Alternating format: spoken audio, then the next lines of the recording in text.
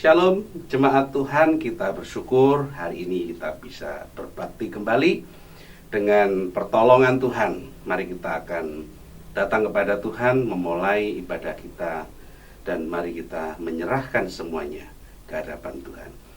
Bapa di surga, kami bersyukur oleh pertolongan-Mu, oleh penyertaan-Mu, kami masih dapat berbakti dimanapun kami berada. Namun kami yakin bahwa saat kami beribadah di rumah maupun dimanapun kami berada, kami melihat bagaimana tangan Tuhan, penyertaan Tuhan ada atas kami, membela dan menolong kami, memberikan kesehatan dan menuntun hidup kami. Sebab kami percaya bahwa pertolongan kami datangnya dari pihak Tuhan yang menjadikan langit dan bumi. Kiranya ketika kita berbuat bakti, diturunkan berkat kasih karunia-Nya atas kita sekalian. Di dalam berkat nama Tuhan Yesus. Amin. Shalom, selamat pagi Bapak Ibu. Mari kita mau menyembah Dia, mari kita mau memuliakan namanya di mana Bapak Ibu berada. Betapa dahsyat Engkau Tuhan.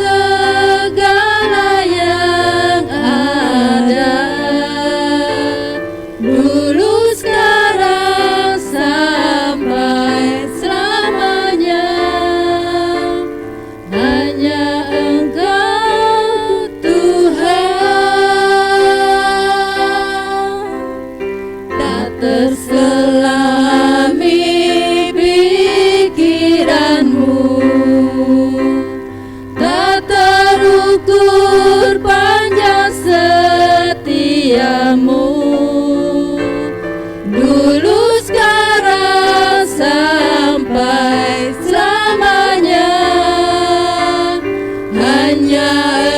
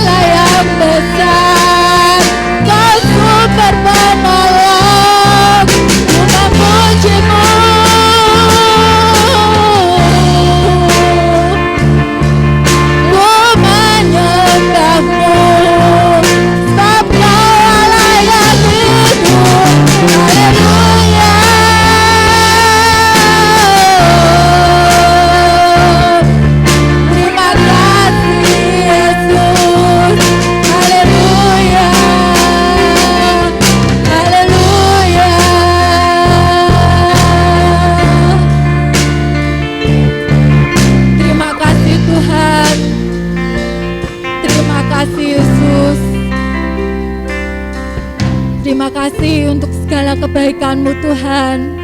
Terima kasih untuk cinta kasih-Mu Tuhan.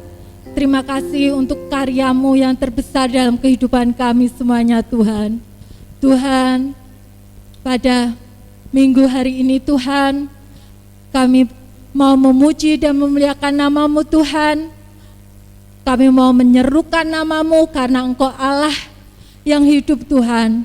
Engkau memberkati jemaat-Mu satu persatu Tuhan.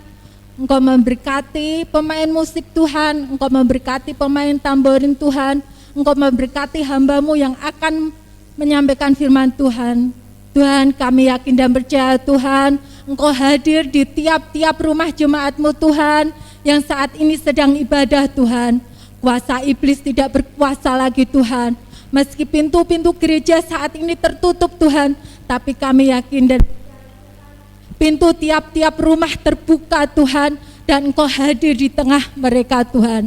Terima kasih Tuhan, sebentar lagi kami mau menyerukan nama-Mu hanya di dalam satu nama, Tuhan kami Yesus Kristus. Haleluya, amin. Shalom Bapak Ibu, mari kita bangkit berdiri dimanapun Bapak Ibu beribadah. Mari kita mau menyerukan nama Tuhan Yesus, karena Dia yang layak disembah, meskipun beribu rebah dikiriku.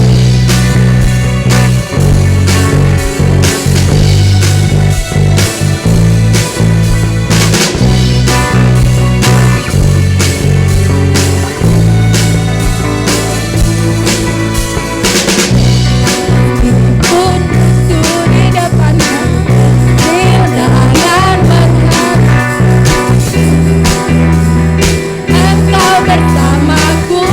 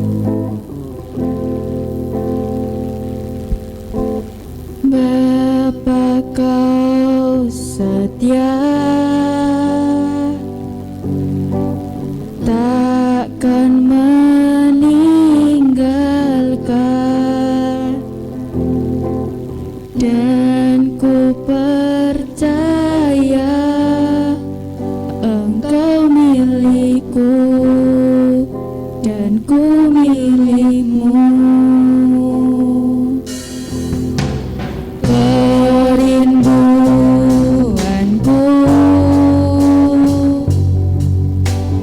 tinggikan namamu, karena ku tahu Engkau dalamku dan ku dalammu. Ubah hatiku seperti hatimu, satu salibmu, kasihmu Tuhan. Biar mataku seperti matamu, pancarkan kasihmu. Ku mau jadi sepertimu.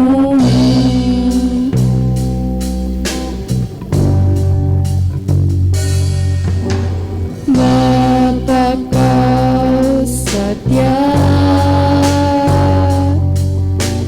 takkan meninggalkan, dan ku percaya Engkau milikku dan ku milikmu. Kerinduanku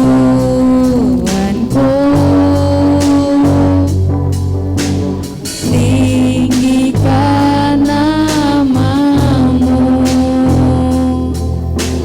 karena ku tahu Engkau dalamku dan ku dalammu.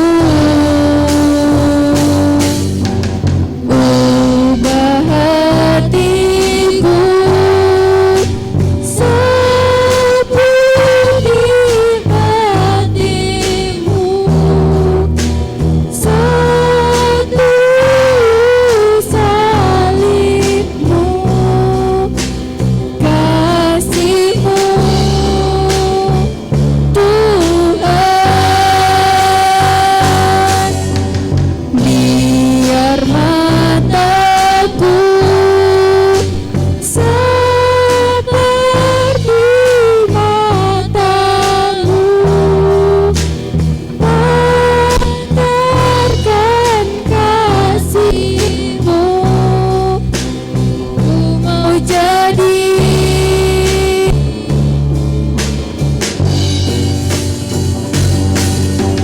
ubah hatiku seperti hatimu, satu salibmu, kasihmu Tuhan. Biar mataku seperti matamu, pancarkan kasihmu. Ku mau jadi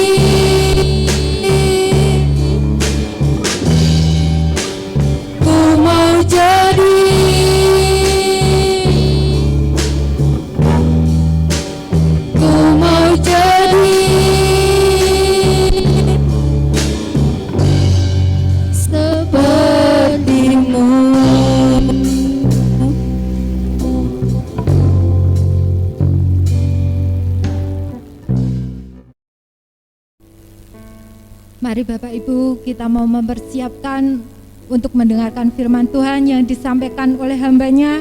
Biarlah firman yang disampaikan dapat menjadi rema buat kehidupan kita semua.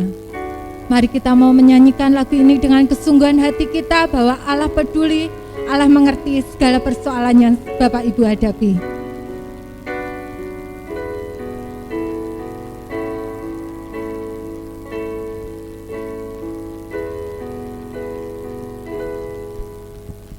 Terkadang kita merasa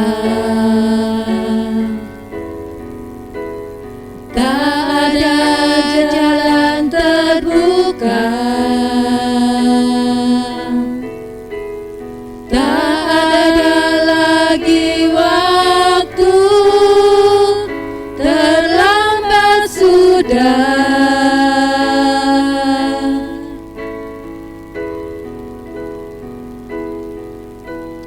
Tuhan tak pernah berdusta, Dia selalu pegang janjinya. Bagi orang percaya, mukjizat nyata.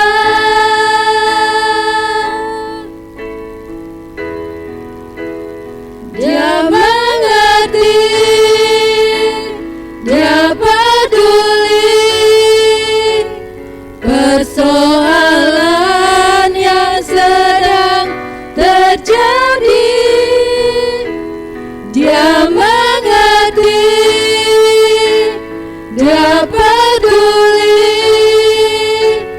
persoalan yang kita alami.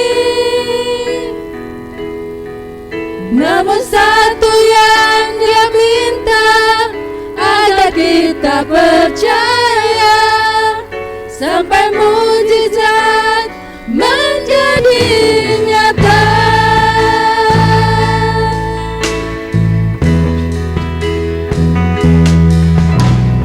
Terkadang kita merasa tak ada jalan terbuka, tak ada lagi waktu, terlambat sudah.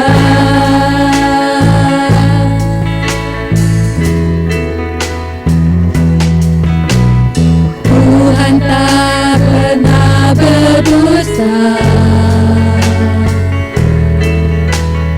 Dia selalu pegang janjinya.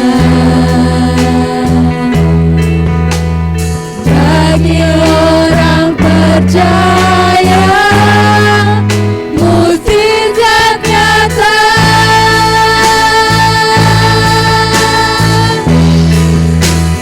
Dia mengerti, Dia peduli persoalan yang sedang terjadi. Dia mengerti, Dia peduli persoalan yang kita alami. Namun satu yang Dia minta, agar kita percaya sampai mukjizat menjadi nyata.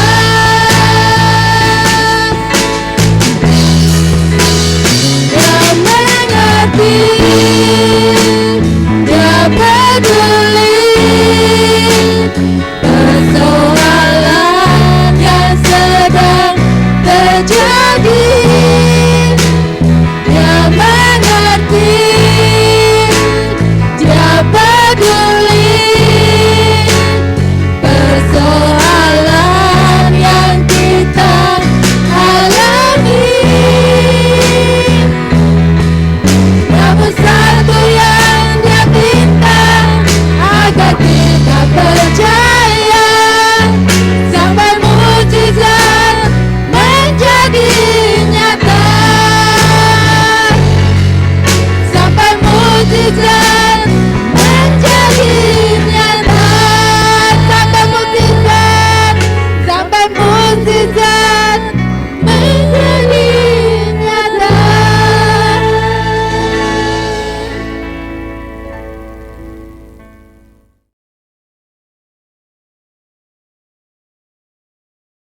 Mari kita berdoa sebelum kita mendengarkan firman Tuhan. Bapa di surga, kami siap mendengarkan firman-Mu. Biarlah firman-Mu akan menjadi penghiburan dan sesuatu yang menjadi pemahaman pokok dalam hidup kami dan pikiran kami. Biarlah hati kami Kau tenangkan, jiwa kami Kau segarkan melalui pemberitaan firman-Mu. Di dalam nama Tuhan Yesus kami berdoa. Amin.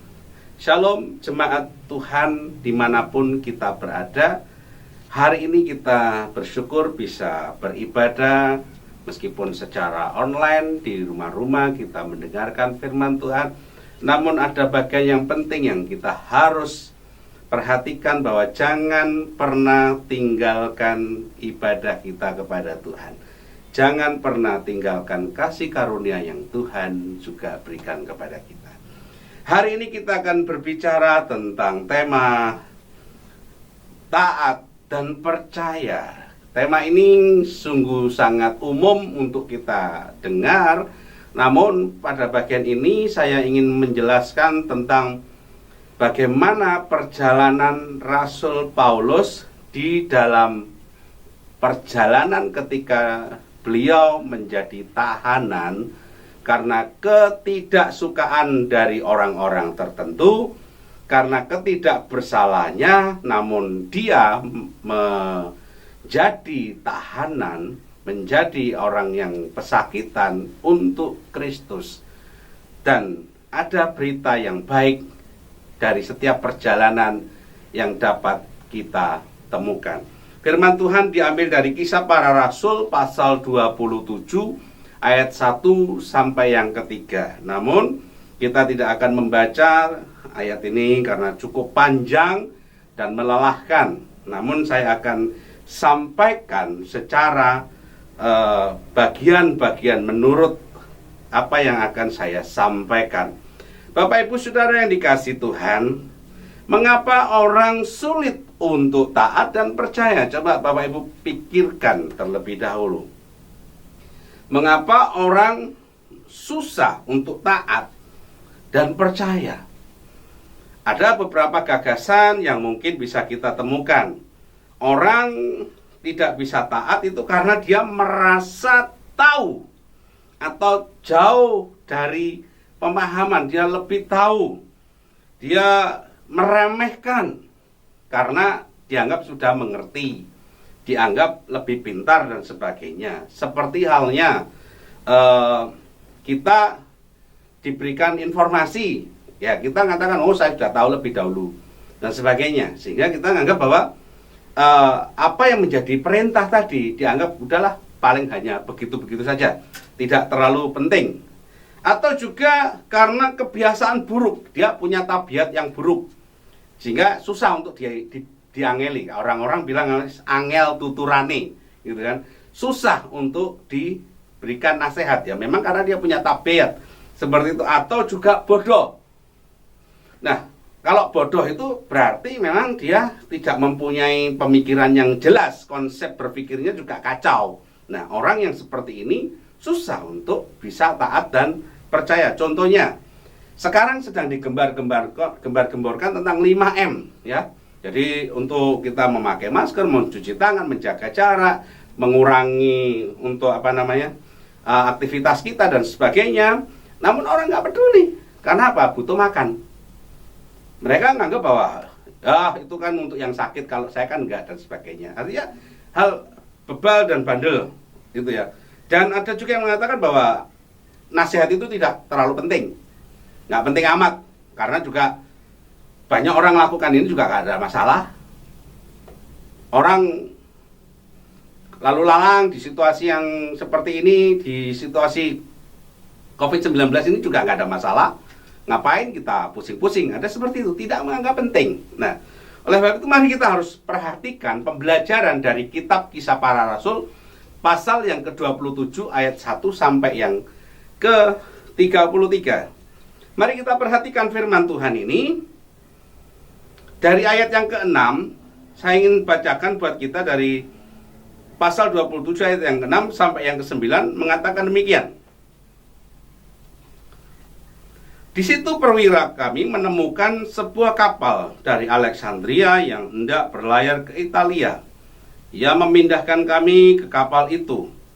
Selama beberapa hari berlayar, kami hampir tidak maju, dan dengan susah payah kami mendekati Knidus. Karena angin tetap tidak baik, kami menyusur pantai Kreta melewati Tanjung Salmoni. Sesudah kami dengan susah payah melewati tanjung itu, sampailah kami di sebuah tempat bernama Pelabuhan Indah dekat kota Lasea. Sementara itu, sudah banyak waktu yang hilang, waktu puasa sudah lampau dan sudah berbahaya untuk melanjutkan pelayaran. Nah, Bapak Ibu yang dikasihi Tuhan, kita pernah mendengar atau kita pernah mendapat informasi dari berita ataupun kita sendiri sebagai orang yang pernah berjalan. Contohnya, ketika kita hendak melakukan penerbangan, selalu ada informasi yang disampaikan dari pihak monitor di penerbangan itu bahwa cuaca tidak cukup baik untuk melakukan penerbangan karena cuaca ekstrim, hujan lebat dan sebagainya, petir dan sebagainya. Nah, umumnya pesawat itu maka akan mengcancel atau menunda penerbangan. Tujuannya apa? Untuk menyelamatkan daripada orang-orang yang ada di pesawat nanti. Nah, tidak ada, hampir jarang itu ya, atau hampir jarang dan tidak pernah ada seorang pilot akan nekat, karena dia sudah mengerti cuacanya, dia sudah paham betul apa yang akan terjadi nantinya. Begitu juga ketika seseorang naik kapal, ketika ada di suatu pelabuhan, selalu diingatkan bahwa cuaca baik, maka perjalanan itu bisa dilanjutkan. Menurut catatan di dalam Kisah Para Rasul pasal 27 ayat yang ke-6, dijelaskan bahwa di situ situasinya kurang baik. Mari kita belajar. Saat-saat ini juga kan situasi kurang baik. Situasi kurang aman, dalam tanda kutip, bahwa bukan masalah kurang aman karena banyak kejahatan, tetapi situasi tidak baik di sekeliling kita. Musibah bisa dekat kepada kita, kematian bisa dekat kepada kita. Itu peringatan, dan pemerintah selalu menyampaikan itu. Jangan sembrono, pakai masker. Bahkan ada kalimat begini, pakai masker itu harga mati, tidak pakai masker bisa mati. Wow, itu kata-kata cukup keras sekali. Karena apa? Satu peringatan. Kita belajar dari perjalanan sebuah kapal di dalam Kisah Para Rasul ini.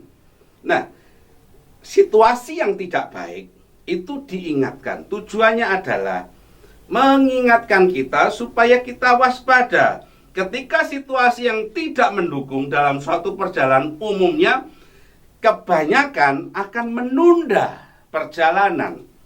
Nah, Bapak Ibu, makanya tidak heran kalau hari-hari ini banyak pertokohan diliburkan, terus tempat-tempat yang tidak esensial diliburkan dan sebagainya, karena pemerintah menjaga.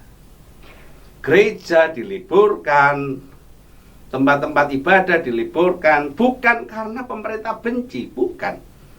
Karena pemerintah ingin mengajak supaya setiap kita sehat dulu. Baru kalau sehat, silahkan melakukan itu. Itu sesuatu yang bijak. Nah, kejadian itulah yang bisa kita pelajari dalam perjalanan Rasul Paulus sebagai tawanan. Dia sebagai tawanan, dia melihat situasi yang seperti itu juga, dan penulis juga menyampaikan itu. Yang kedua yang bisa kita pelajari dari bacaan ini adalah begini. Ketika situasi yang kurang baik itu terjadi, Rasul Paulus memberikan suatu nasihat. Yang kedua yang bisa kita pelajari adalah begini. Belajarlah mendengar nasihat. Mari kita perhatikan ayat yang ke-9b sampai yang ke-12. Sebab itu Paulus mengatakan, memperingatkan mereka, katanya, saudara-saudara, aku lihat bahwa pelayaran kita akan mendatangkan kesukaran dan kerugian besar, bukan saja bagi muatan dan kapal, tetapi juga bagi nyawa kita. Tetapi perwira itu lebih percaya kepada jurumudi dan nahkoda daripada kepada perkataan Paulus. Karena pelabuhan itu tidak baik untuk ditinggal situ selama musim dingin, maka kebanyakan mereka lebih setuju untuk berlayar terus.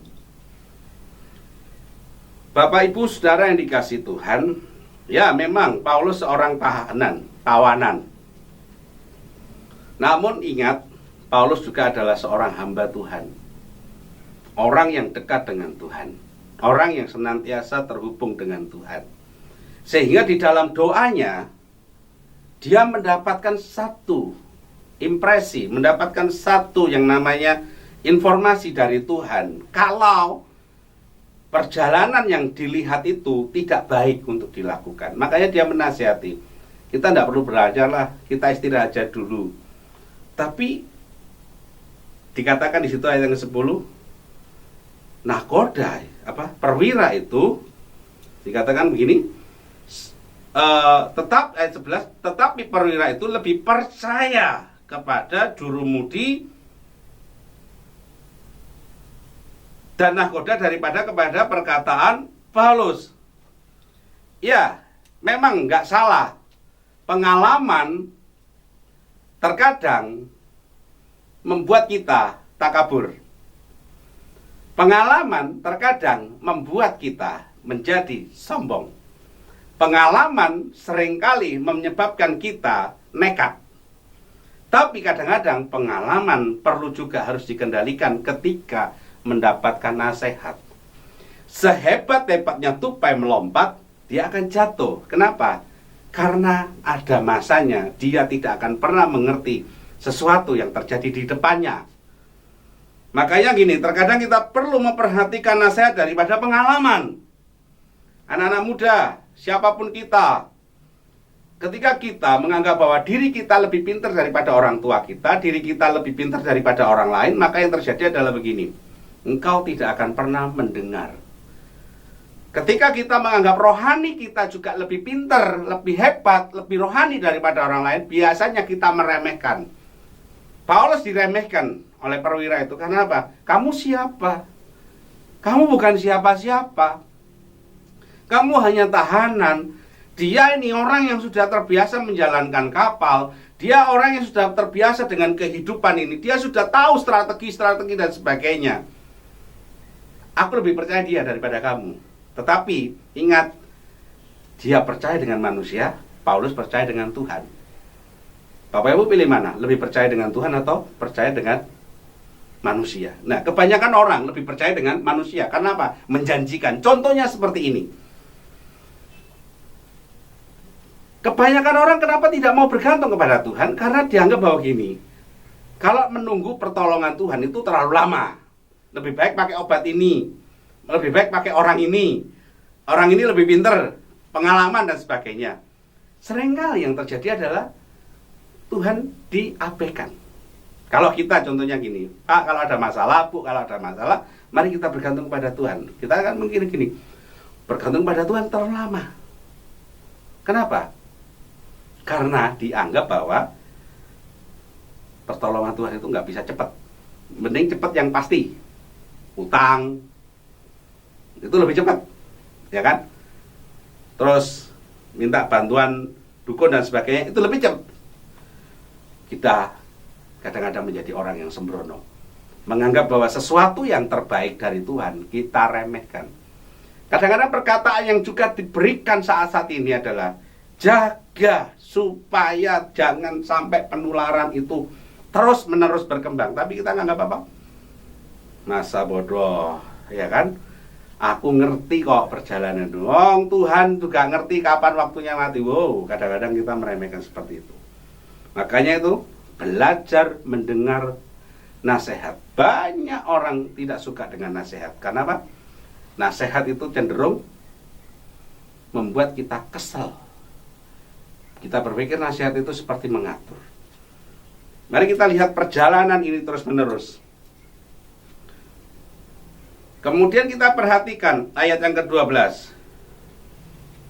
Karena pelabuhan itu tidak baik untuk tinggal di situ selama musim dengan dingin, maka kebanyakan dari mereka lebih setuju untuk berlayar terus. Kebanyakan mereka lebih setuju untuk berlayar. Coba perhatikan. Kadang-kadang suara terbanyak itu lebih meyakinkan daripada suara satu orang. Kalau suara satu orang itu adalah suara yang dipakai oleh Tuhan, kecenderungannya apa? Tidak akan dituruti.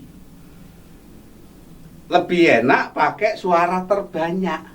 Tapi belum tentu suara yang terbanyak itu benar. Belum tentu suara terbanyak itu menyelamatkan. Tapi kecenderungan orang adalah mendengar suara baik. Contohnya kemarin ada rush buying. Jadi orang membeli susu beruang habis-habisan karena suara terbanyak, minum ini dan sebagainya. Padahal pada susu nih, minum aja susu yang lain, sama saja, ya kan? Orang terkecoh dengan suara terbanyak. Ketika mereka berkata bahwa tempat ini dingin, gak enak, kita berlayar saja, kita jalan terus. Nah, Bapak Ibu, apa yang saya maksudkan di sini adalah begini. Firman Tuhan ini mengajarkan kepada kita, jangan hanya percaya kepada informasi terbanyak. Kadang-kadang informasi yang paling kecil itu bermanfaat kepada kita. Mari kita bijak berpikir. Informasi yang disampaikan oleh Rasul Paulus, nggak usah berjalan, nggak usah kita lanjutkan, kita berhenti dulu, ini bahaya. Orang banyak, kamu nggak punya pengalaman. Semua orang setuju, kamu ngomong apa? Nah, itu yang seringkali terjadi. Mari kita lihat perjalanan dari kapal ini. Perjalanan masih jauh dan belum dimulai. Nah, ini yang harus kita perhatikan. Ayat 13. Pada waktu itu angin sepoi-sepoi bertiup dari selatan. Mereka menyangka bahwa maksud mereka sudah tentu akan tercapai. Mereka membongkar Saul lalu berlayar dekat sekali menyusuri pantai Kreta. Tapi kita bandingkan ayat 30. Saudara-saudara, aku lihat bahwa perjalanan kita akan mendatangkan kesukaran-kesukaran dan kerugian besar, bukan saja bagi muatan dan kapal, tetapi juga bagi nyawa kita. Ini coba bandingkan ayat ini. Dilihat bahwa anginnya sepoi-sepoi dan sebagainya. Rasul Paulus ngomong, jangan belajar, jangan berjalan, di rumah saja, tinggallah tetap di sana, di rumah, berdoalah, mohonlah kepada Tuhan supaya semuanya jadi aman. Tapi mereka melihat, ini cerah kok, ini baik kok. Nah itu. Nah, kadang-kadang gini, kita selalu terkecoh. Nah, saya pernah waktu mau pulang dari Semarang ke Jawa Timur, istri saya ngomong begini, ya, jangan lupa bawa jas hujan double. Saya melihat, jas hujan double buat apa? Jas hujan satu ya sudah cukup. Dia omongin, tapi jas hujanmu itu sudah bolong loh. Kamu perjalanan jauh naik motor loh. Waktu itu saya hendak memperpanjang BPKB saya. Jadi memperpanjang plat nomor. Kemudian saya lihat cerah kok. Tidak ada apa-apa, tidak ada masalah. Kemudian saya berjalan, saya melaju kendaraan sampai di Ungaran, cerah, masih panas. Tetapi ketika sampai Salatiga, mau belok ke Tingkir, itu gelap gulita dan hujan lebat. Bapak Ibu tahu perjalanan itu yang saya lakukan sepanjang Salatiga sampai kota Mojokerto, hujan tidak berhenti. Jadi kata-kata ini tadi saya anggap sederhana. Saya yang terjadi dalam diri saya basah kuyup, saya kedinginan, saya menggigil, tapi saya jalan terus dengan kebodohan saya. Sampai di rumah saya pikir gini, saya cuma bawa baju satu di tas basah. Jadi akibatnya apa? Nggak punya apa-apa. Terus habis itu konyol juga. Banyak kekonyolan yang terjadi karena apa? Selalu meremehkan. Perjalanan kita belum dimulai. Mungkin kita katakan gini, nggak apa-apa, nggak pakai masker, makan gerombol dan sebagainya, nggak apa-apa. Perjalanan belum selesai. Tapi ketika terjadi konfirmasi, terjadi persoalan, kita tertular dan sebagainya, kita mau ngomong apa sekarang? Nah, mereka katakan apa? Angin sepoi-sepoi. Makanya di bagian berikut mengatakan ketidakpercayaan mendatangkan resiko. Ketidakpercayaan mendatangkan resiko. Kita lihat ayat 14. Tetapi tidak berapa lama kemudian turunlah dari arah pulau itu angin badai yang disebut angin timur laut. Kapal itu dilanda dan tidak tahan menghadapi angin haluan. Karena itu kami menyerah saja dan membiarkan kapal kami terombang-ambing. Ini apa yang dianggap tadi itu baik, belum tentu baik. Badai datang. Apa yang dikatakan Paulus terjadi? Wow, mengerikan itu. Akibatnya apa? Barang mereka buang. Persediaan makanan dibuang. Nanti Bapak Ibu bisa lihat bahwa selama 2 minggu mereka ada di tengah laut terombang-ambing. Karena apa? Tidak percaya. Ketidakpercayaan itu akan mendatangkan kerugian. Ketidakpercayaan itu bisa mendatangkan kerugian secara langsung dan tidak langsung, materi dan juga nyawa kita.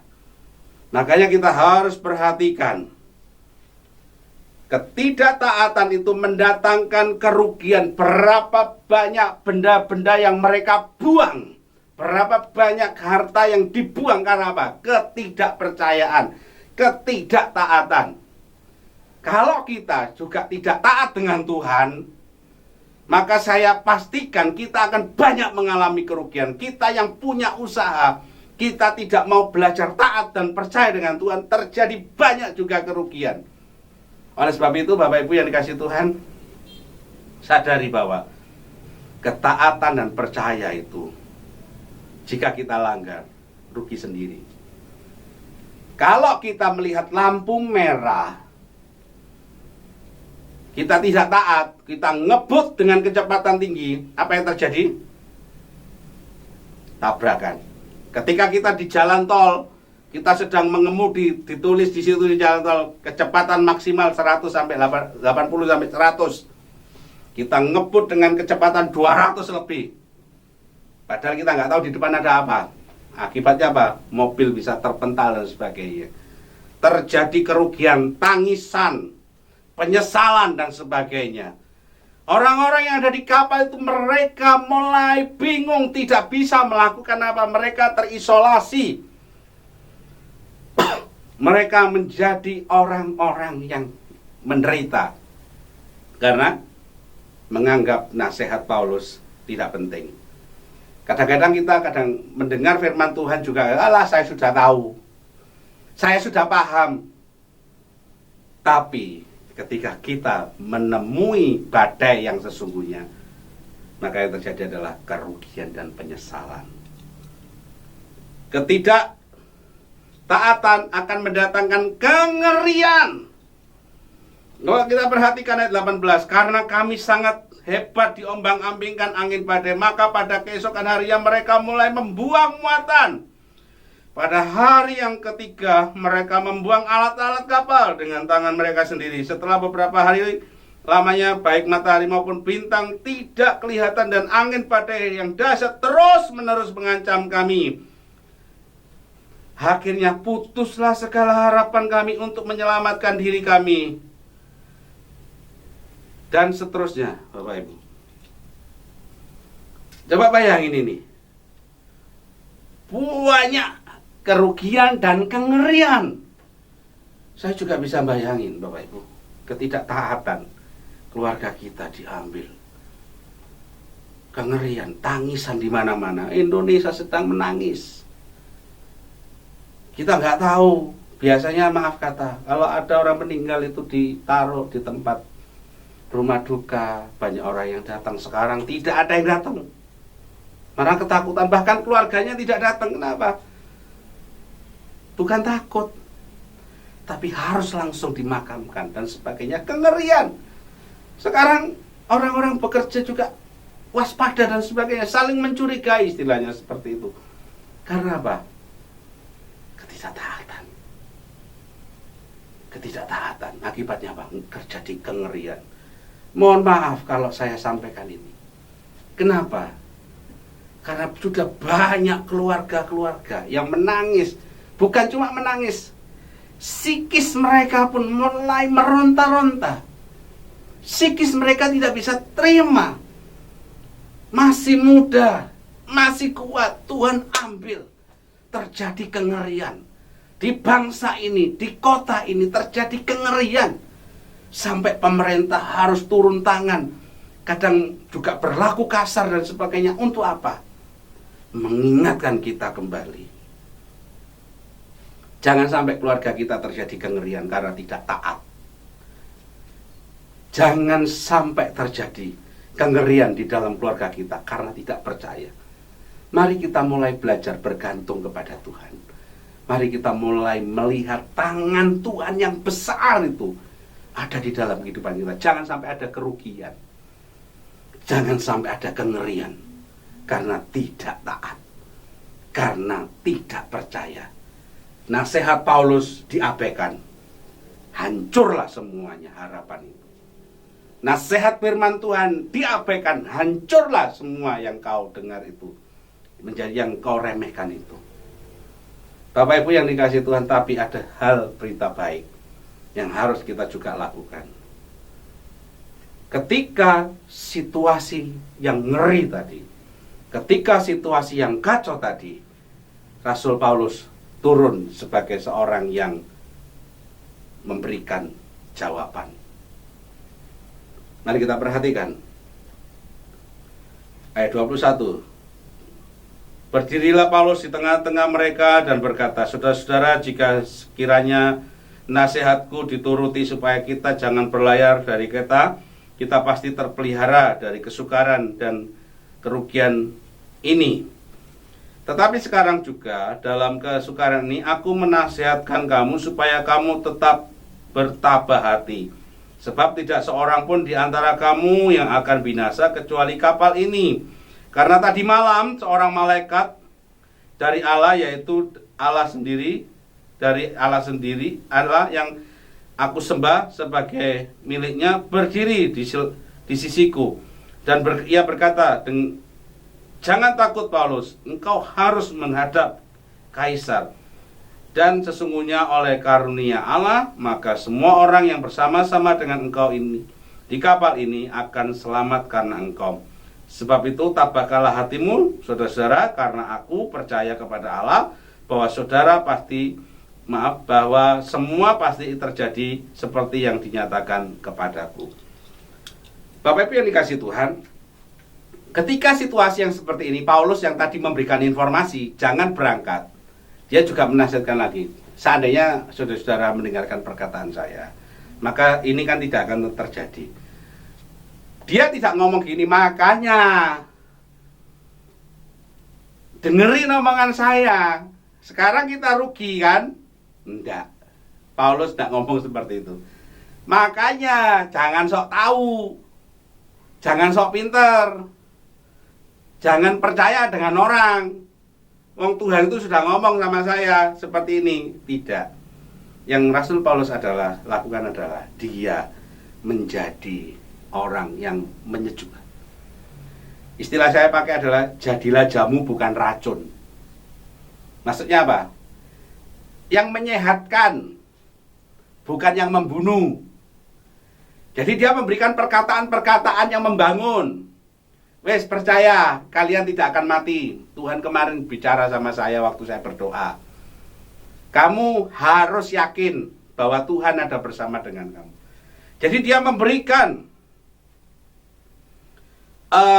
satu nasihat. Istilah yang dipakai adalah tidak membuat keruh keadaan, namun memberikan kehangatan dan keyakinan di tengah-tengah ketakutan. Jadi Rasul Paulus itu membuat keadaan semakin sejuk di tengah-tengah kengerian. Dia tidak menambah-nambahi, makanya kamu harus ngerti, makanya kamu harus nurut, enggak. Tapi dia mengatakan, saudara-saudara, percayalah, Tuhan ada bersama dengan engkau. Engkau akan terpelihara, engkau tidak akan mati. Itu satu kata-kata kesejukan. Tapi mereka ngomong, bagaimana ini keadaannya kacau. Makanya saya ingin sampaikan kepada kita sekalian, jadilah jamu, bukan racun. Pakailah perkataanmu untuk membangun, bukan meracuni. Pakailah jari-jarimu mengetik sesuatu yang baik, bukan hoak. Pakailah kata-katamu untuk memotivasi, bukan memanipulasi. Pakailah kata-katamu untuk mendorong, untuk membangun, bukan meruntuhkan atau menghancurkan. Jadilah jamu, bukan racun. Jaga mulutmu untuk membangun, bukan untuk membinasakan. Ada orang-orang yang mengatakan, ini kutukan. Ini karena kamu tidak taat, makanya keluargamu diambil oleh Tuhan. Ini gara-gara kamu tidak pernah ke gereja. Itu omongan racun itu. Tidak membangun, tapi mengutuki. Harusnya kita memberikan penguatan, penghiburan di situasi yang keruh itu. Apa yang dilakukan oleh Paulus? Ia menjadi penyejuk di suasana panas. Ia tidak menyalahkan keadaan, namun memberikan semangat, penguatan, serta penghiburan. Bapak Ibu Saudara yang dikasihi Tuhan, kalau kita melihat orang-orang di sekeliling kita sudah mulai tawar hati, kalau kita melihat orang di sekeliling kita sudah mulai ketakutan dan sebagainya, jangan manas-manasi. Jangan jadi kompor, orang bilang gitu. Jangan terus mengatakan ini akibat kamu tidak pernah ke gereja dan sebagainya. Wow, jangan munculkan kata-kata jahat. Tetapi jadilah penyejuk di situasi yang panas. Paulus, ayo makan bareng karo aku. Kita berdoa kepada Tuhan. Kita mohon pengampunan kepada Tuhan. Kita mohon pemulihan kepada Tuhan. Jangan bilang begini, karena pemimpin kita ini nggak taat sama Tuhan. Wow, omongan apa itu? Jadilah orang yang menyejukkan. Jangan jadi kompor. Jadilah jamu, bukan racun. Biarlah apa yang menjadi kisah dalam perjalanan kapal ini mengingatkan kita. Taat dan percaya itu penting buat kita. Tidak taat Anda hancur, taat Anda selamat. Prinsipnya cuma itu. Hal yang sederhana, mari kita belajar taat. Di tengah-tengah situasi pandemi ini, mari kita belajar taat apa yang katakan pemerintah. Marilah kita juga percaya kepada Tuhan, tetap setia, berdoa, menyembah Tuhan di rumah-rumah. Di saat-saat ini semakin dekatlah kepada Tuhan.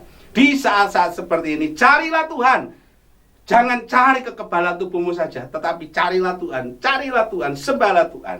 Berlindunglah kepadanya, sebab dialah tempat perlindungan yang aman, yang tidak bisa ditembus oleh apapun juga. Sebab kita meyakini bahwa hanya di dalam dialah tempat yang nyaman. Hanya di dalam Tuhanlah tempat yang nyaman. Kiranya Tuhan terus memberkati kita dan menjagai kita sekalian. Amin. Mari kita berdoa. Kami mau belajar Tuhan mengerti pembelajaran dari kitab Kisah Para Rasul ini, bahwa kadang-kadang pengalaman tidak akan pernah bisa melawan dari hikmat Tuhan. Meskipun kami punya pengalaman, tapi kadang-kadang perjalanan kami akan banyak mengalami masalah, tapi hikmat-Mu Tuhan akan memampukan kami. Oleh sebab itu, berkati jemaat-Mu dimanapun mereka berada untuk tetap taat kepada Tuhan, untuk tetap percaya kepada Tuhan, untuk tetap belajar memahami nasihat-nasihat Tuhan, tidak sembrono dan sebagainya. Terima kasih, kami mohon Tuhan singkapkan firman-Mu ini dan juga lalukan badai yang ada di bangsa kota kami, dimanapun kami berada. Karena kami yakin di dalam Engkau ada perlindungan, di dalam ada jaminan, di dalam Engkau ada pembelaan. Terima kasih Tuhan, dalam nama Yesus kami berdoa. Amin. Tuhan Yesus memberkati kita sekalian.